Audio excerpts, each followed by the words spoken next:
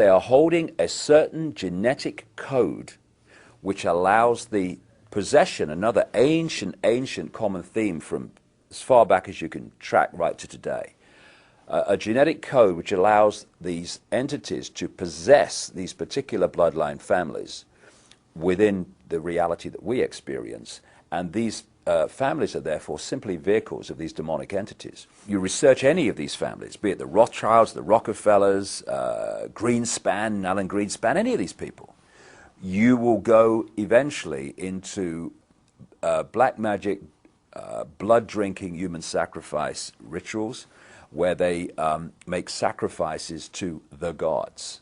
And these gods are these entities which feed off human energy and feed off human blood too.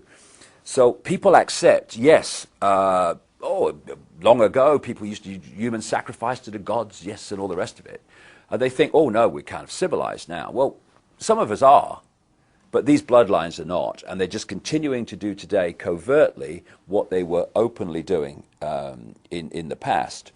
And they are interacting with these entities all the time in their rituals. That's why they do all these rituals. That's why they drink the blood. And ultimately, they are possessed by these entities. And this brings about a simple situation.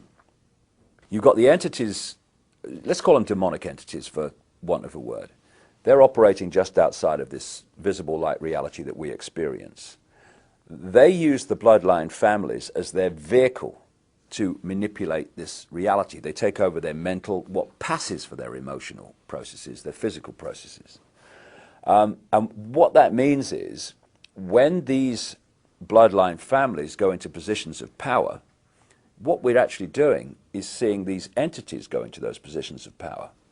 And so the secret society network is there to manipulate these bloodline families and their agents into the positions that dictate society and the direction it goes and all the rest of it. And because we can only decode their visible light level, we see the human level. We see people under different names called Rockefeller and Rothschild and Bush and Obama and all the rest of it.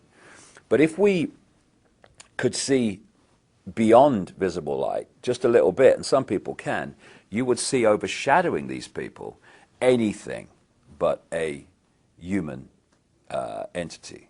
And it's these entities that have passed through what we call history, and they have been the cement, the guiding force that has brought this conspiracy through to the present day.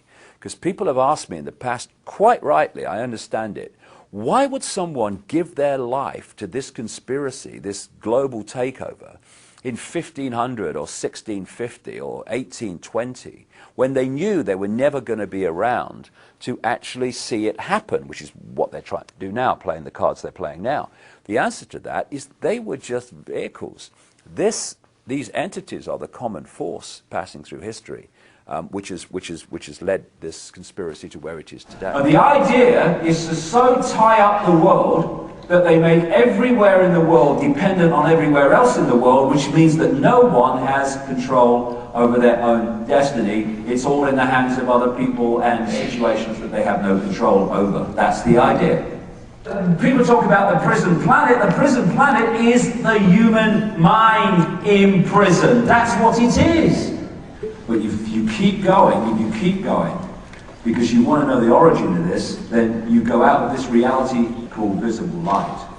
You go out of this into other levels of reality. If you go to a stage hypnotist show, what do you see?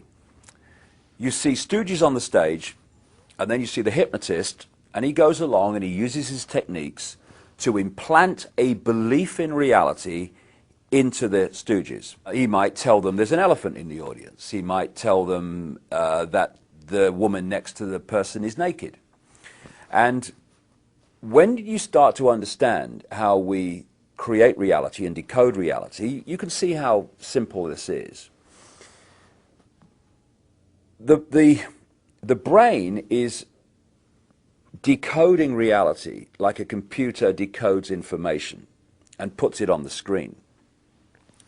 However, if you program the computer to read the information in a certain way, then it will. And in the same way, if you can program the human brain to read information in a certain way, then it will. Example, in a hypnotist stage show, I've seen people being given a potato and being implanted with the belief that it's an apple. Now, when they eat that, normally they would reel back a raw potato, but they don't, because the electrical signals carrying the taste of that potato go to the brain and normally would be decoded as a potato. Because of the implanted belief it's an apple, it decodes that as an apple, and they actually taste an apple. I've seen people in a hypnotist stage show being told that when a certain code is given, they're going to smell something horrible. And he gives the code, and the line of them go, "Oh my God!" This is how it's possible. Now you take that onto the collective level, and you think that when we're watching television, our brain waves go into the same brainwave state as they do in a hypnotic trance. And what that does is open the mind, open the psyche to programming from, and what do we call those things between the adverts? What do they call them? Programs, television programs. It's television programming. So we think of a hypnotist programming people in a stage show, but the media, not least through television, is constantly programming the human psyche with a sense of itself, a sense of the world, a sense of what's happening in the world, a sense of what to think about people like politicians and Obama, what to think about the way the system works. If we succumb to that program, and vast numbers of programming, and vast numbers of people do, then we're simply going to go through robotically, just like the stooges on a stage hypnotist show, and we're going to react to the world, and we're going to behave in a way that we've been programmed to behave in. And this programming is 24/7. And another aspect of this program we laughingly call education. If you were sitting around a table, I don't know, a century or so ago, and you said, right, okay, we want to turn out children as the adults we want them to be, so they're easily controllable, they're easily manipulatable, and they'll see the world and themselves the way we want them to see it. Now, any ideas around the table how we could do this? Someone might say, well, I'm not sure they'll have this, but I tell you what would be perfect. We take the children from their parents at a very, very early age, and throughout their formative years, up through school and college and university, we have control of what goes into their heads, into their minds, like at least 5 days a week, most days of the year. That would be perfect, because we turn out almost everyone to see the world the way we want them to see it. Well, that's exactly what they've done. And now we're having Obama talking about having American children at school for longer and all the rest of it.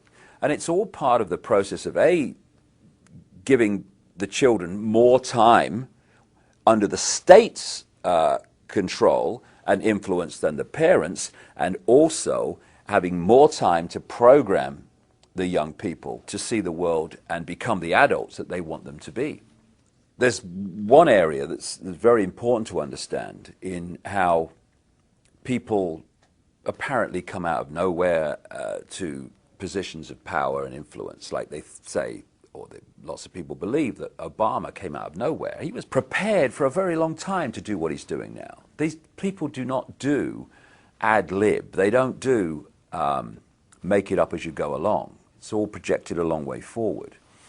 And it's also extraordinary the number of people, even in the apparently lower positions of power and influence within the church, within entertainment, etc., who turn up as expressions of this bloodline elite.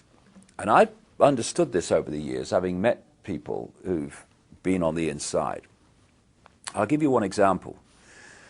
I communicated with a guy who lives in America now, living under another name, but he was an unofficial Rothschild. His father was the guy who started the Rothschild wine estates in France.